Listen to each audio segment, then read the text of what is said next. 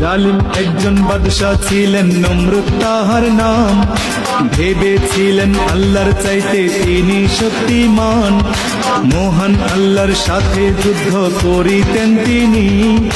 দেখেছিলেন তাহার যত সৈন্য বাহিনী, আল্লাহকে মারার জন্য তীর মারে আকাশে। কাণ্ড দেখে আল্লাহ তাআলা হয়তো তখন হাসে। অবশেষে ক্ষুদ্র মশা দিয়ে রহমান নমরুদের সকল শক্তি করলেন অবসান। রাখে আল্লাহ মারে কে ঠিক রাখো ঈমান, মাছের পেটে বাঁচিয়েছিলেন ইউনুস নবীর প্রাণ।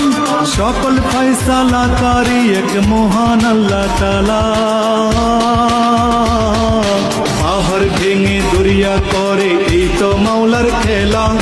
সকাল বেলার ধ্বনি আমরা